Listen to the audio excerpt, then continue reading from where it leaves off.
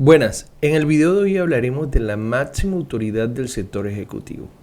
Su desarrollo normativo se encuentra establecido en el título 7 de la Constitución, capítulo 1.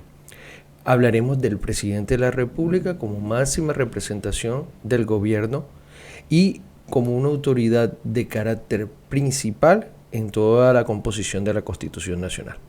Comencemos. El desarrollo de este título y el capítulo primero arranca con el artículo 188 de la Constitución, que indica lo siguiente. El presidente de la República simboliza la unidad nacional y al jurar el cumplimiento de la Constitución y las leyes se obliga a garantizar los derechos y libertades de todos los colombianos. Bueno, ¿qué nos cita este artículo de gran importancia? Lo primero es que independiente de que en el país se construyan o la democracia en nuestro país haga parte y en toda la institucionalidad varios poderes, está en el presidente la representación de la unidad nacional. Es él nuestro representante ante el mundo y ante la estructura de la sociedad, de ser la principal autoridad, no solo por ser la autoridad ejecutiva, sino por tener una designación específica en la Constitución, ¿ya? También dice que toda su composición y desarrollo de su autoridad debe de sujetarse siempre a la Constitución y a las leyes. También se obliga a garantizar también los derechos de las libertades de los colombianos, por lo cual no se permite en la Constitución que un presidente, sin importar su popularidad, sin importar su conocimiento o sin importar su representación, establezca parámetros superiores a los establecidos en la Constitución y la ley. Nadie en Colombia es superior a la Constitución o la ley, por muy popular que sea o por mucho que la gente quiera ser subordinado. Siempre se deben de sujetar a la ley como parámetro principal. Es decir, si un presidente no se sujeta a la ley ni a la Constitución, estaríamos entrando cerca a los límites de ser una dictadura, dado que nuestra estructura y desarrollo solo se daría en relación a los intereses particulares del presidente, y este artículo lo que quiere evitar es eso.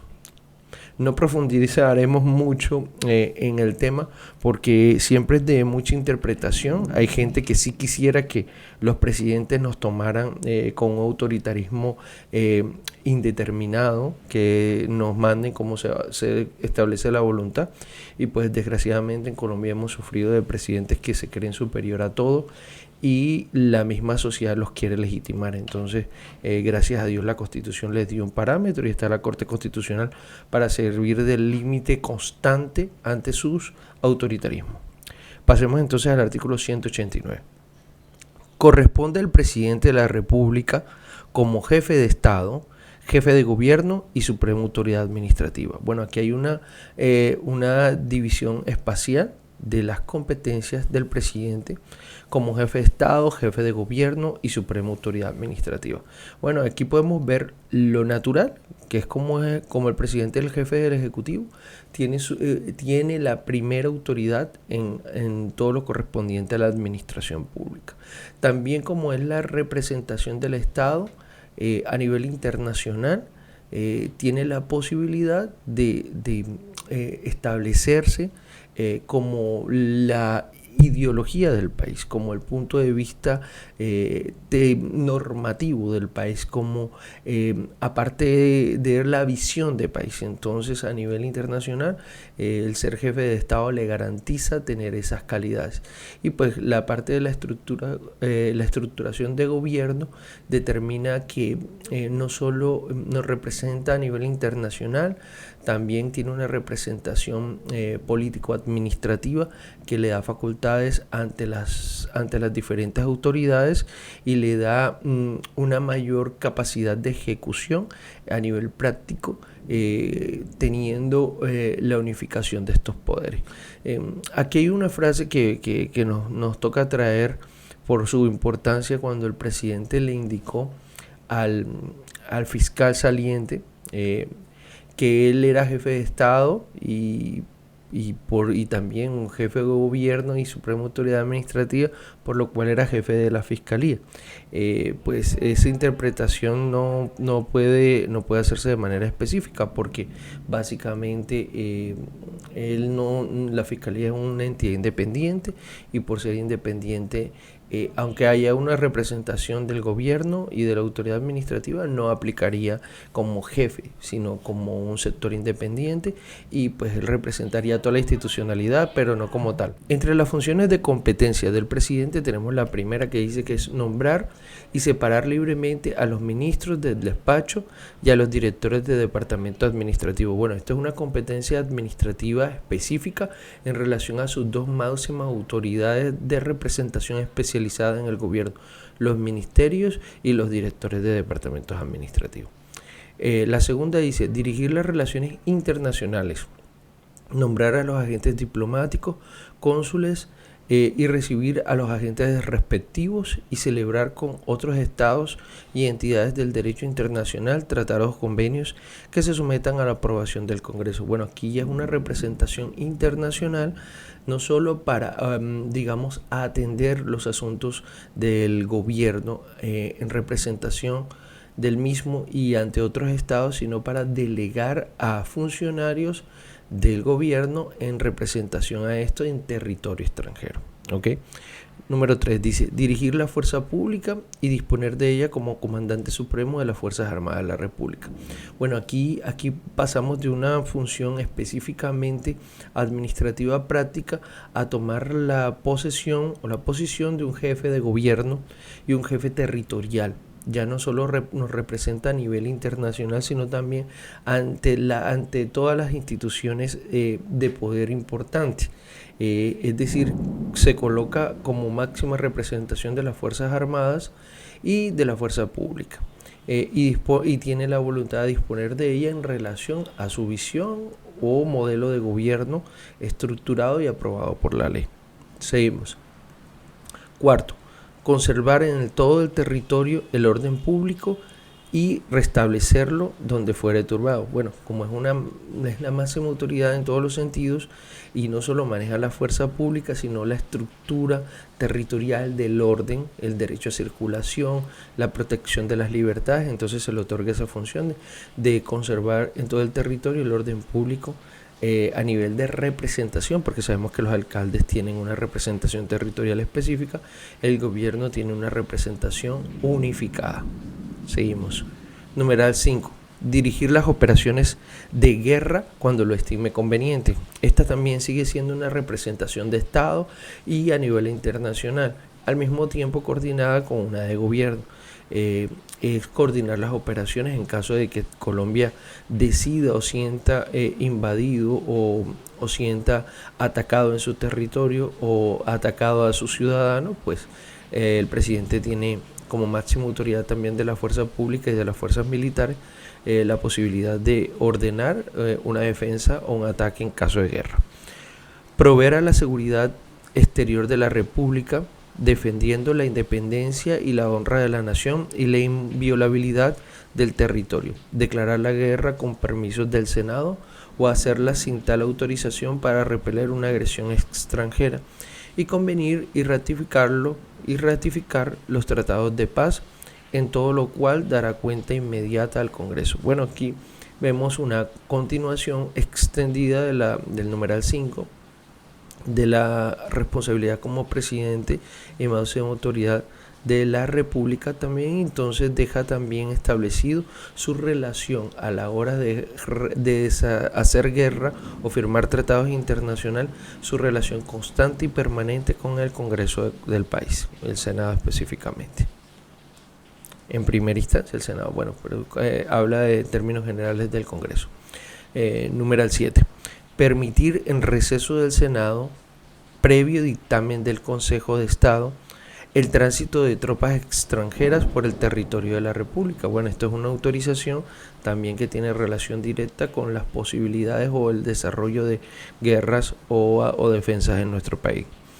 Instalar y clausurar las sesiones del Congreso en cada legislatura. Bueno, esta es una postura de tipo práctico administrativo y de entrega de representación de la autoridad Congreso hacia la autoridad administrativa ejecutiva, de tomar posesión o inicio, instalación y clausura de las sesiones. Es una venia de estas entidades o de estas autoridades para con el presidente en relación a su talla como jefe de Estado, jefe de gobierno y suprema autoridad administrativa.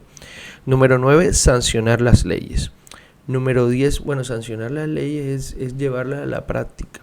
Es una vez que las leyes estén establecidas y reconocidas y hechas todo su tránsito en el Congreso, pues el presidente tiene el deber y la obligación de sancionarlas, es llevarlas a ser públicas, es hacerlas de entero conocimiento de la sociedad, y en caso de que pues las cosas no sean como sean correspondientes, verificar su constitucionalidad, legalidad o tratar de limitar su sanción. Pero en este caso pues el ciclo ordinario de una ley termina con la sanción del presidente para que comience a tomar validez.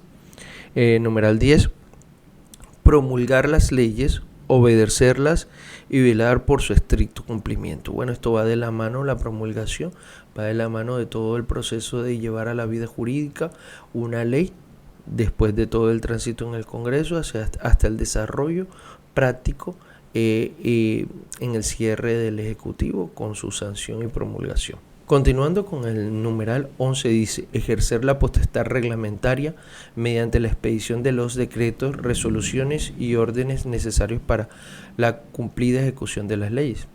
Este numeral va de la mano con los dos anteriores, que tiene continuidad en la verificación, ejecución, cumplimiento y puesta en práctica de una ley, dejando desde el punto de vista las actividades y reglas que corresponden específicamente al presidente en relación al tránsito de actividades del Congreso. Numeral 12.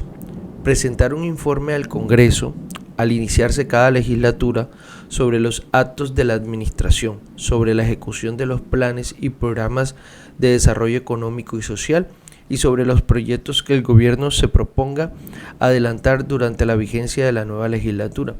Bueno, ya esta es una función de tipo de auditoría en relación de el Congreso contra el Ejecutivo, que tiene viabilidad desde el punto de vista del cumplimiento del plan de desarrollo, de los presupuestos anuales, de los ciclos de ejecución del mismo plan.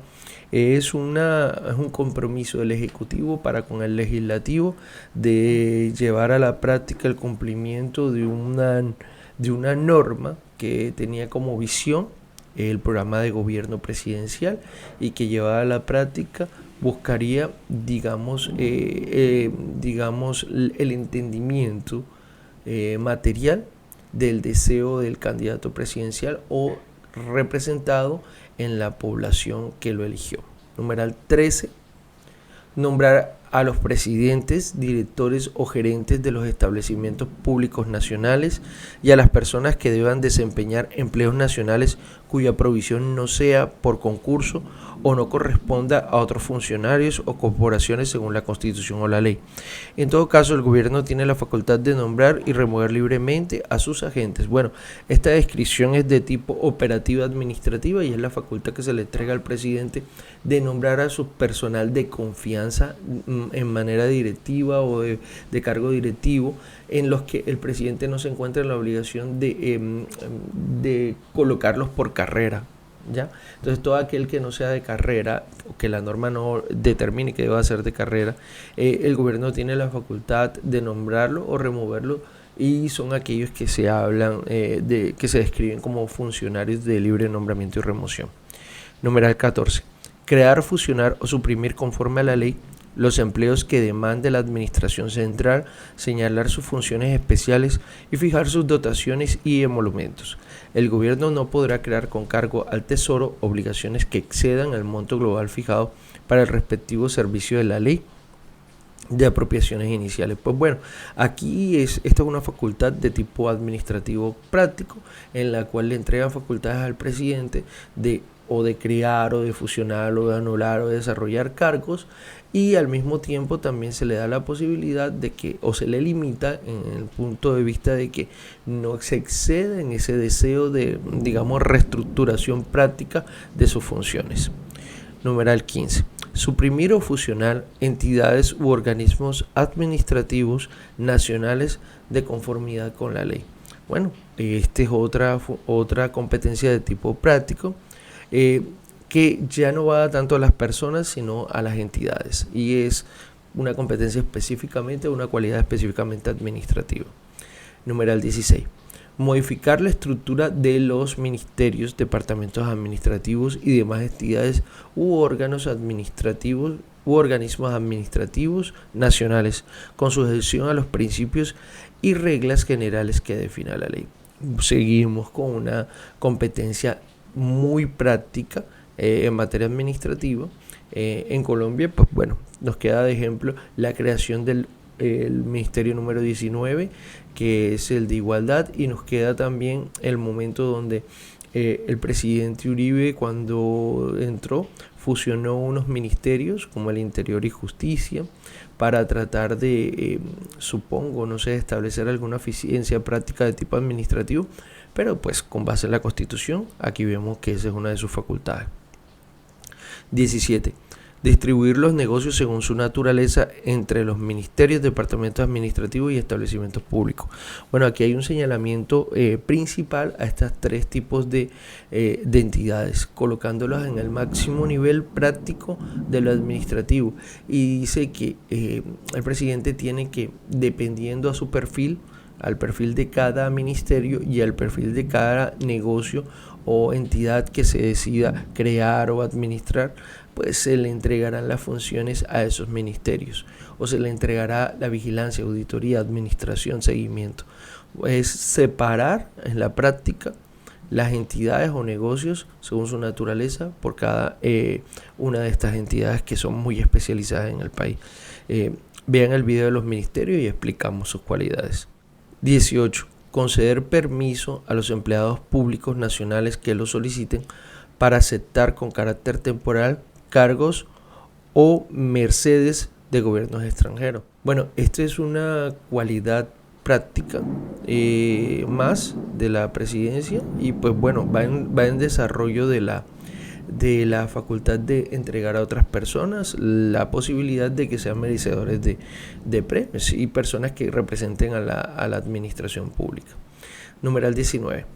Conferir grados a los miembros de la fuerza pública y someter para aprobación del Senado los que correspondan de acuerdo con el artículo 173. Pues bueno, aquí vemos otra representación ejecutiva, otra entrega a la máxima autoridad ejecutiva del presidente en relación a los ascensos, la descripción de grados y a la calificación que se otorga a la fuerza pública, y que las mismas pueden ser establecidas tanto por el Ejecutivo o, digamos, determinada o aprobada por el Senado. Ok. Numeral 20. Velar por la estricta recaudación y administración de las rentas y caudales públicos y decretar su inversión de acuerdo con las leyes. El numeral 20 tiene relación directa a las competencias del Ejecutivo en el manejo de los ingresos y finanzas públicas. Es la única autoridad con competencia específica para establecer hacia dónde se va a dirigir. Eso sí, que no se nos olvide, todo esto va de la mano al cumplimiento de las líneas establecidas en la Constitución y la ley. ¿Okay? Numeral 21. Ejercer la inspección y vigilancia de la enseñanza conforme a la ley. En el numeral 21 dice ejercer la inspección y vigilancia de la enseñanza conforme a la ley. Bueno, se le entrega una facultad específica que al gobierno en el desarrollo formativo y académico del país, y que aunque existe una independencia práctica en la autonomía de la educación, los lineamientos y factores principales de la administración de la educación están en el gobierno. Entonces el numeral 21 le otorga la posibilidad de ser un inspector y un vigilante de que la enseñanza se desarrolle conforme a los parámetros de la ley y no conforme a otros. El numeral 22. Ejercer la inspección y vigilancia de la prestación de los servicios públicos. Bueno, vamos a devolvernos aquí al 21 antes de pasar al 22 porque poniendo en colación un colegio que hicieron en una zona de conflicto y que llamaron como un disidente guerrillero muerto, y en el cual no sabemos si lo que se está enseñando ahí tiene relación directa a la ley. Entonces es competencia del gobierno en primera instancia determinar si la inspección y vigilancia formativa en esa institución es conforme a la ley. Si no, pues no establecerlos, al no cumplir los parámetros que determina la ley, el gobierno tiene que ser el principal en eliminar cualquier tipo de formación al ciudadano que sea en contra de la ley y que viole los lineamientos de la moral y la ética también. ¿Listo? Numeral 22. Ejercer la inspección y vigilancia de la prestación de los servicios públicos. Pues bueno, esta es una función práctica que tiene como propósito que el gobierno, dado de que la prestación de los servicios públicos en su mayoría en el país está hecha por entidades privadas, que el gobierno sea un ente de cuidado, de vigilancia, de seguimiento, de auditoría y de correcto cumplimiento de la ley por parte de los prestadores de servicios públicos. Situación que desde el punto de vista normativo se ve muy bien, pero desde el punto de vista logístico y práctico es casi imposible. Las empresas de servicios públicos en el país son, y con el respeto trato de no dar mis opiniones porque estamos haciendo un estudio genérico, pero son unos avisadores de primera, tratan al usuario no como un cliente, sino como un esclavo a recibir las características de su servicio. Se supone o hacen parecer que cobran conforme a los parámetros, supuestamente, para que no, o presuntamente, como dicen así, que hacen suponer que cobran presuntamente conforme a la ley, pero la determinación de vigilancia, auditoría y correspondencia de lo mismo es casi imposible, dado que hay tantas empresas de servicios públicos como municipio puede haber, y que estas mismas se clasifican en los diferentes servicios públicos y que solo hay una superintendencia que se encarga de vigilar los servicios públicos, que no tiene ni el 10% del personal que tendrían sumadas todas las empresas de servicios públicos. Entonces, y llevar a la práctica cualquier incumplimiento sería ante autoridades judiciales de tipo administrativo, que volvería casi imposible una solución inmediata al problema, por lo que esta competencia casi es imposible de cumplir, y se presume siempre la buena fe de la empresa prestadora de servicios públicos, y los ataques siempre tratan de ser resueltos por parte específica, o por los incumplimientos siempre tienen que resolverse entre el suscriptor, usuario y la empresa. Básicamente la función de vigilancia e inspección es específicamente infinita y no hay cómo cumplirla de manera exacta. Numeral 23. Celebrar los contratos que le correspondan con sujeción a la Constitución y la ley. Pues bueno, es la capacidad del presidente de establecer las negociaciones correspondientes para el beneficio de la estructura y el cumplimiento de su programa de gobierno y plan de desarrollo. Numeral 24. Ejercer de acuerdo con la ley la inspección y vigilancia control sobre las personas que realicen actividades financieras, bursátiles, aseguradoras y cualquier otra relacionada con el manejo, aprovechamiento e inversión de recursos captados del público. Asimismo, sobre entidades cooperativas y las sociedades mercantiles. Bueno, aquí estamos viendo de nuevo otra función que tiene el presidente como máxima autoridad administrativa de inspección y vigilancia, como las que ya vimos de inspeccionar la vigilancia educativa y como la que vimos de inspeccionar la prestación de servicios públicos. Seguimos con el numeral 25, dice organizar el crédito público, reconocer la deuda nacional y arreglar su servicio, modificar los aranceles, tarifas y demás disposiciones concernientes al régimen de aduanas, regular el comercio exterior, y ejercer la intervención en las actividades financieras, bursátiles, aseguradoras y cualquier otra relacionada con el manejo y aprovechamiento de la inversión de recursos provenientes del ahorro de terceros y de acuerdo con la ley. Bueno, esta tiene relación directa también con el sector financiero, específicamente con la parte crediticia y con las relaciones de comercio exterior, el numeral 25. Numeral 26. Ejercer la inspección y vigilancia sobre las instituciones de utilidad común para que sus rentas se conserven y sean debidamente aplicadas para que en todo lo esencial se cumpla con la voluntad de los fundadores. Bueno, aquí vuelve y establece funciones o competencias de inspección de vigilancia de instituciones de como se describe específicamente, de utilidad común, y que todas estas entidades no solo cumplan la ley, sino que se conserven en el tiempo. ¿Ok? Numeral 27. Dice, conceder patente de privilegio temporal a los autores de invenciones y perfeccionamientos útiles con arreglo a la ley. Pues bueno, tiene el presidente que designará en las autoridades competentes todo lo relacionado con lo referente a marcas, derechos de autor, registros de patente y a todo lo que hace parte de la propiedad intelectual.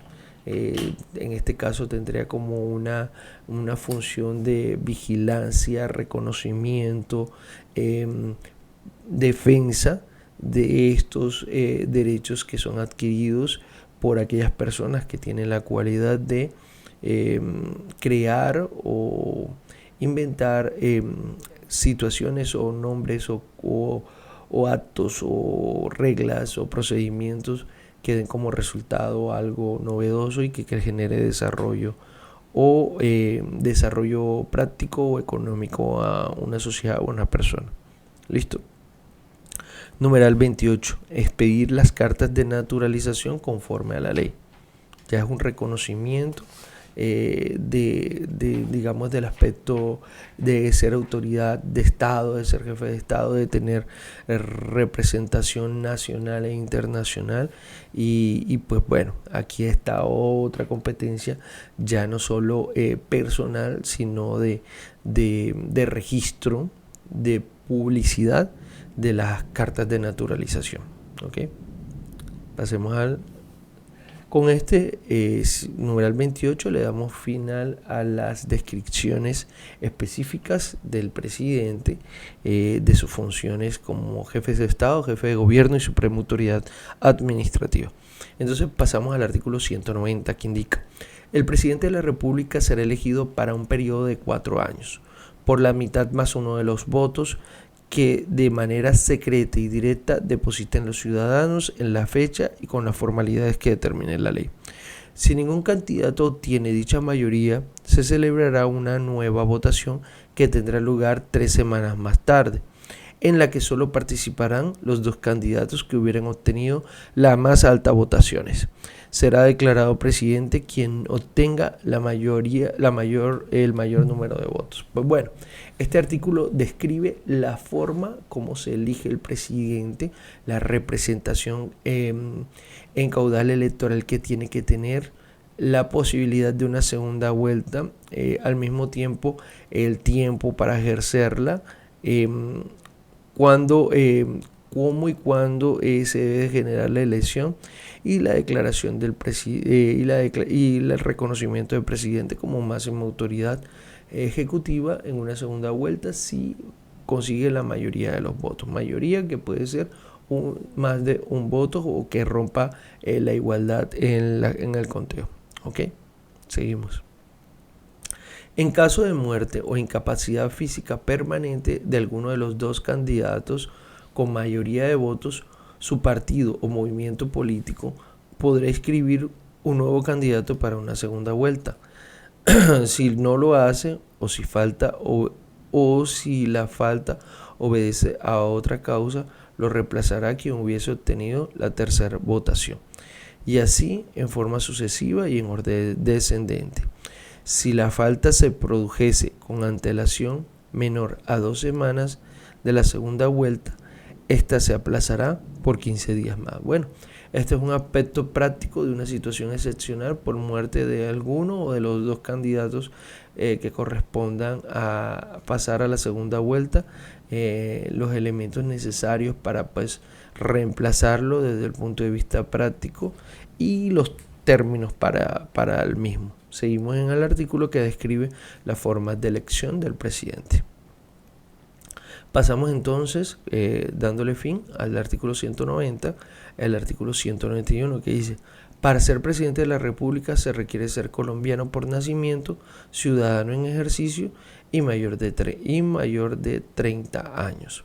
Pues bueno, aquí vamos a un punto de vista práctico. En Colombia, para ser máxima autoridad nacional, departamental o territorial municipal, no se necesita ser profesional, no se necesita tener determinada cantidad de años de experiencia, no se necesita tener posgrado, no se necesita ni siquiera saber leer ni escribir. Básicamente lo que indica la Constitución es que sea colombiano nacido, de que sea ciudadano en ejercicio, o sea, una persona mayor de edad, y hay una representación que dice que también debe ser específicamente mayor de 30 años. Menor de 30 obviamente no ser presidente. Es una cuestión que tiene relación directa a nuestra historia, a que vivíamos en un país que queremos, o vivimos en un país que queremos que todos se sientan iguales, y al establecer limitaciones del tipo práctico estamos, como le di, para algunas personas estaremos violando sus derechos a no ser profesional, violando sus derechos a no tener experiencia laboral, pero al mismo tiempo estaríamos entregando competencias y funciones que serían de una alta gerencia a personas sin las cualidades. Entonces, pues lo que se quiere es que la democracia sea participativa, y por eso se permite que las máximas autoridades del país no tengan ninguna experiencia, no estén obligados a tener ningún estudio, y que al mismo tiempo puedan tener, solo para el caso del presidente, tener 30 años y ser colombiano. ¿Ok? Dejen en sus comentarios si están de acuerdo con esto, si les gusta, si no les gusta, si encuentran alguna razón por la cual dejaron eso tan abierto. Imagínense, ni para ser, digamos, vendedor le piden a uno no tener experiencia para cualquier cargo. Si quieres ser portero, te piden tener experiencia. Si quieres ser alto ejecutivo, te piden mucha experiencia y te piden carrera. Si quieres ser cocinero, por lo que menos te piden es que sepas cocinar y no te quemes. Ya, entonces, pero para ser presidente solo necesitas tener más de 30 años. Dejen su opinión ahí, que me gustaría leerla. Artículo 192. El presidente de la República tomará posesión de su destino ante el Congreso y prestará juramento en estos términos. Ahí viene la descripción de cómo es el juramento, y vuelve a establecerse una prioridad de Estado donde se reconoce un poder divino como un Dios. No se dice cuál Dios, no se dice qué, sino que, bueno, en materia tradicional Colombia es un Estado cristiano, entonces supongo que el Dios que establece ahí es el Dios es la representación divina de Cristo, o de Dios, o de la Santa Trinidad, pero es el mismo Dios de los católicos, de los cristianos. ¿Ok? Ahí dice: juro a Dios y prometo al pueblo cumplir fielmente la Constitución y las leyes de Colombia. Si tienen alguna opinión de que creen que es otro Dios, déjenlo en la caja de comentarios. Si consideran que no es Dios o que puede ser cualquier Dios, déjenlo en la caja de comentarios. Si creen que ese juramento tiene que desaparecer, déjenlo en la caja de comentarios. La idea es ir alimentándonos con sus conocimientos. Seguimos. Si por cualquier motivo el presidente de la República no pudiere tomar posesión ante el Congreso, lo hará ante la Corte Suprema de Justicia, o en defecto de esta, ante dos testigos. Pues bueno, ahí aparece una limitación práctica al Poder Ejecutivo en caso de no sé, pensemos cuándo puede pasar eso, en caso de una guerra, o en caso de no sé, un impedimento práctico que quieran evitar la posesión de un presidente, pues ya no solo se tiene el Congreso como ente que recibiría la posesión, y cuando se habla de Congreso es Senado y Cámara, sino también se dice también que podría ser así no establece un motivo específico, porque dice si por cualquier motivo no se pudiera tomar ante el Congreso, dice que se hará ante la Corte Suprema de Justicia como una línea de escalón o en su defecto ante dos testigos. O sea, que tengamos desde un punto de vista práctico, primero ante el Congreso, si no se puede ante la Corte Suprema de Justicia, y si no, por último ante dos testigos. Artículo 193. Corresponde al Senado conceder licencia al presidente de la República para separarse temporalmente del cargo. Por motivo de enfermedad, el presidente de la República puede dejar de ejercer el cargo por el tiempo necesario mediante aviso del Senado o en receso de este a la Corte Suprema de Justicia. Pues bueno, esta también es digamos, un deber práctico del presidente ante alguna situación de impedimento material por parte de él de sus funciones, tiene que avisarle al presidente tiene que avisar ante el Senado para que éste le dé una licencia al presidente. Y también para separarse temporalmente del cargo. En última, si por alguna enfermedad el presidente no quisiera o no pudiera ejercer el cargo, tiene que de nuevo informarse al Senado, o si el Senado no está en sesiones ordinarias, pues comunicarle a la Corte Suprema de Justicia. Ya nos damos cuenta que la Corte Suprema de Justicia es una segunda entidad en caso de existir alguna limitación práctica por parte del Congreso o en su defecto del Senado. Artículo 194. Son faltas absolutas. Pues ahorita básicamente hicimos situaciones de algunas faltas temporales o licencias o relativas del presidente. Ahora vamos aquí a las absolutas. En el artículo 194 dice: son faltas absolutas del presidente de la República su muerte, pues ahí ante eso sí no hay que hacer más nada, su renuncia aceptada. Muchos hoy están pidiendo la renuncia del presidente. Creo que eso jamás pasará. No lo desea, no lo quiere, no lo espera, y pues bueno, aunque muchos desearían la democracia, aunque nos cueste, hay que aceptarla, y pues más que una renuncia, esperaría una recomposición institucional y una correcta toma de decisiones, algo que nos haga felices a todos, y que espere o por lo menos trate de ser un poquito de perfil más bajo, y ya no todo querer hacerlo a su forma, sino que le dé cumplimiento a estos artículos que hemos desarrollado, donde dice que primero es la Constitución y la ley antes que sus deseos individuales. Quiero no meterme en opiniones, pero hay no de ratos como que y no con esto digo que estoy de un lado o del otro. Los abogados nos toca siempre estar del lado de la ley, y nuestras opiniones siempre tienen que ser establecidas desde el punto de vista de la ley. Por eso en ocasiones no quiero dar opiniones particulares en todo este tutorial, para que no se me clasifique como de alguno de los dos sectores. Solo queremos un presidente que haga su trabajo y que lo haga con la mayor gana posible y que evite el conflicto. Seguimos. La destitución decretada por sentencia, pues bueno, ya esa es una falta pues por una descripción de una autoridad competente. La incapacidad física permanente y el abandono del cargo, declarados estos dos últimos por el Senado. Pues bueno, aquí nos indica que tanto la incapacidad física permanente o el abandono del cargo tienen que ser reconocidos y declarados por el Senado para pues considerarse una falta absoluta. Son faltas temporales. Aquí vamos a la diferencia práctica de las temporales. La licencia y la enfermedad, de conformidad con el artículo precedente que lo explicamos ya, y la suspensión en el ejercicio del cargo decretada por el Senado, previa admisión pública de acusación en el caso previsto en el numeral primero del artículo 175. Pues bueno, para los que no creen en unas comisiones que establece el Senado, o por lo menos una específica llamada Comisión de Acusación, o más públicamente conocida Comisión de Absolución, aquí está su competencia para declarar para decretar una suspensión en el ejercicio del cargo del presidente. Ok, avancemos. Trato de quedarme callado porque hoy no.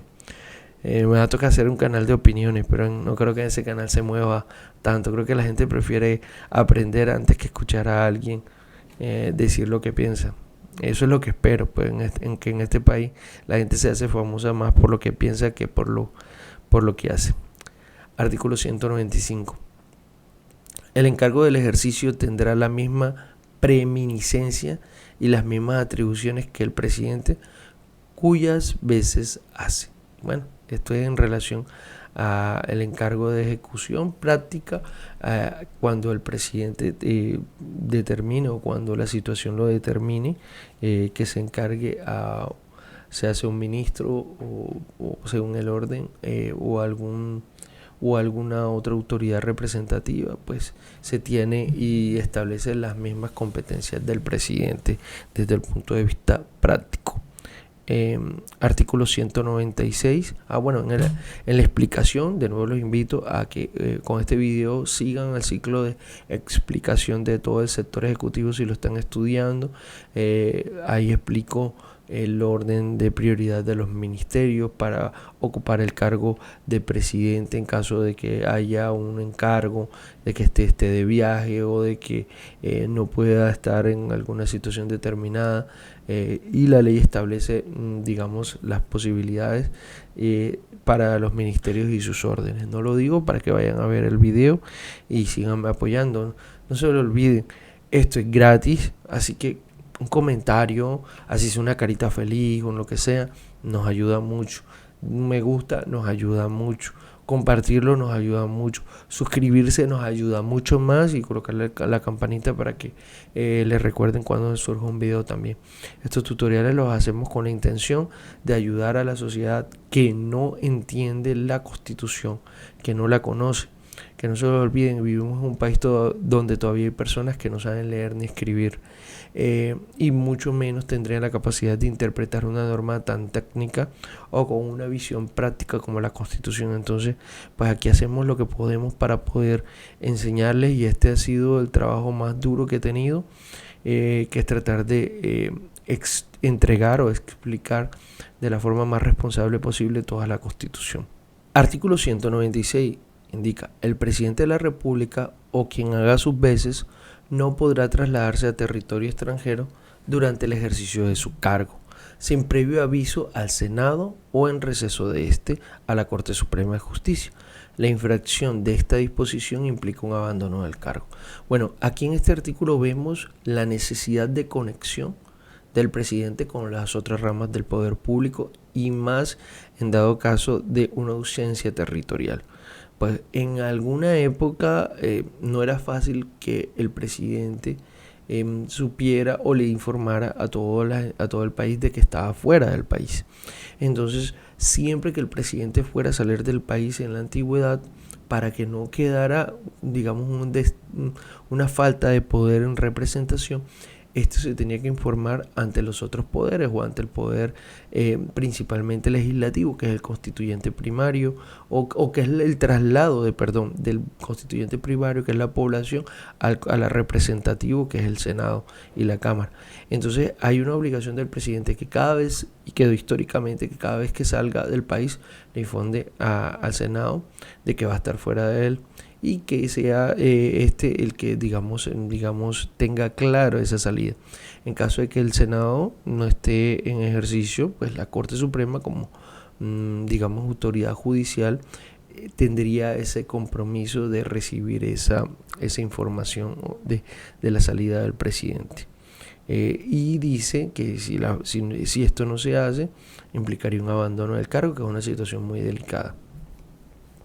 Seguimos con el 196, dice: el presidente de la República o quien haya ocupado la presidencia a título de encargo no podrá salir del país dentro del año siguiente a la fecha en que se cesó el ejercicio de sus funciones sin permiso previo del Senado.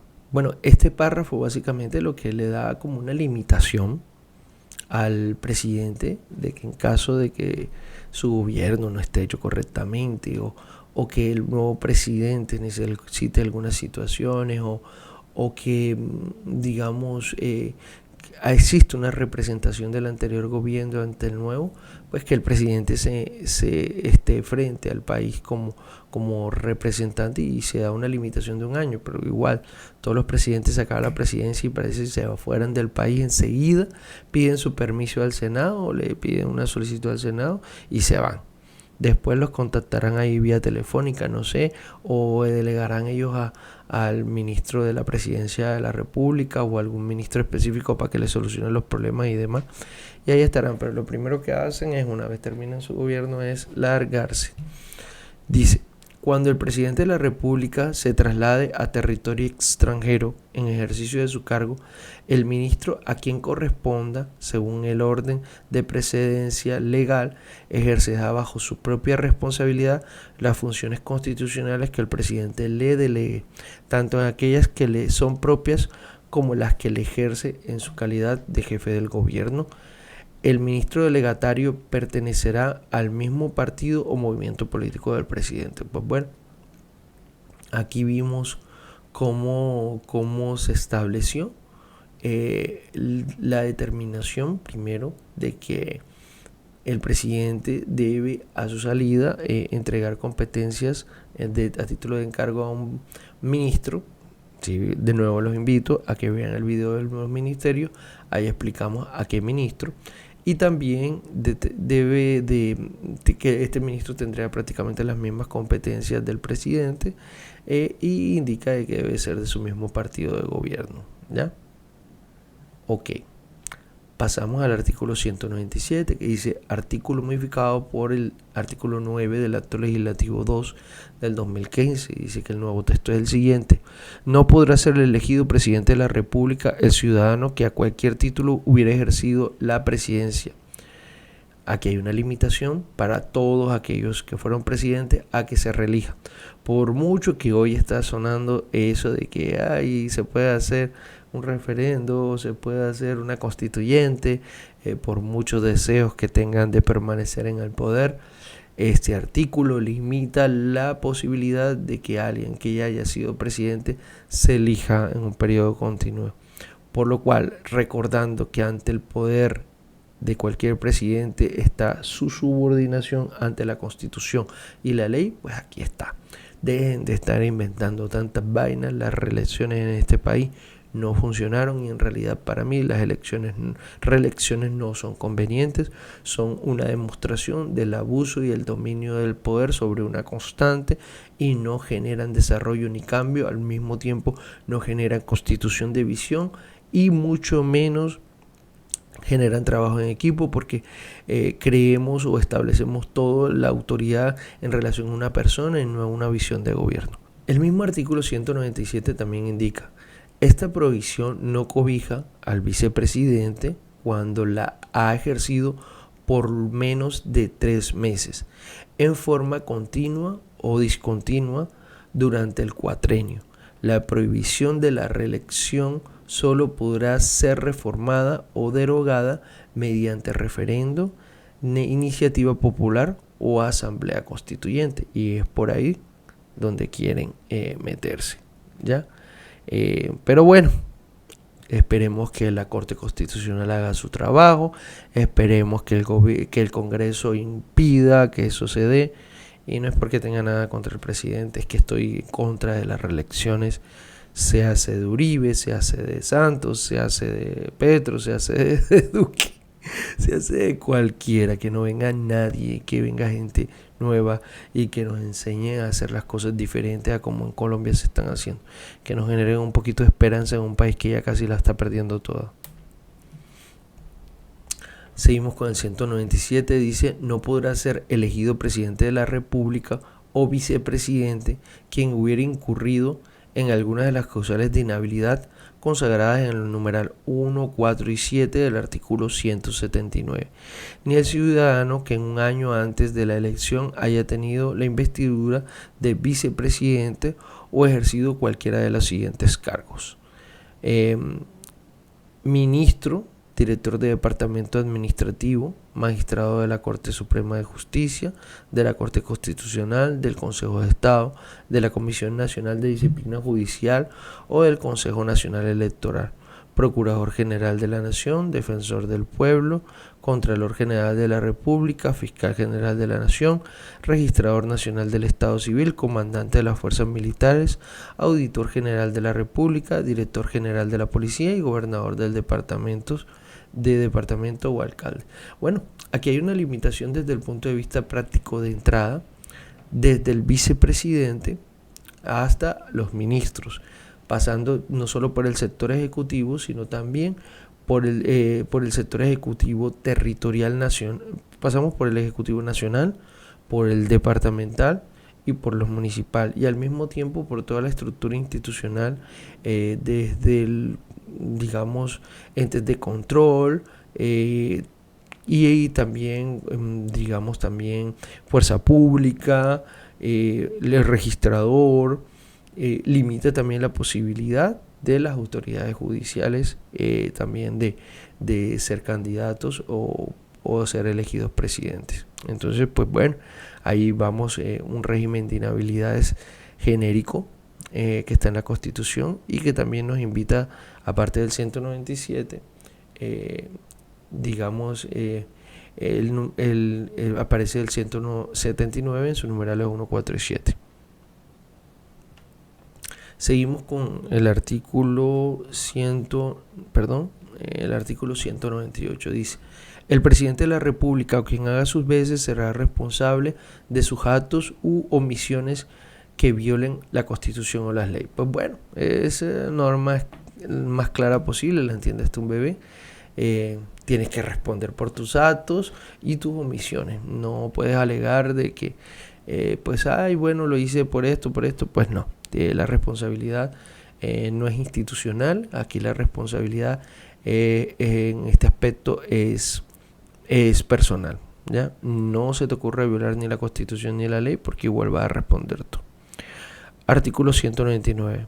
El presidente de la República, durante el periodo para el que sea elegido o quien se halle encargado de la presidencia, no podrá ser perseguido ni juzgado por delitos, sino en virtud de acusación de la Cámara de Representantes y cuando el Senado haya declarado que haya lugar a formación de causa. Es decir, desde el inicio del proceso de fiscalización, de vigilancia o incumplimientos de algún, no sé, como le digo, de algún delito como tal, el proceso de juzgamiento debería de hacerse por las autoridades legislativas establecidas acá, como la Cámara de Representantes y también el Senado.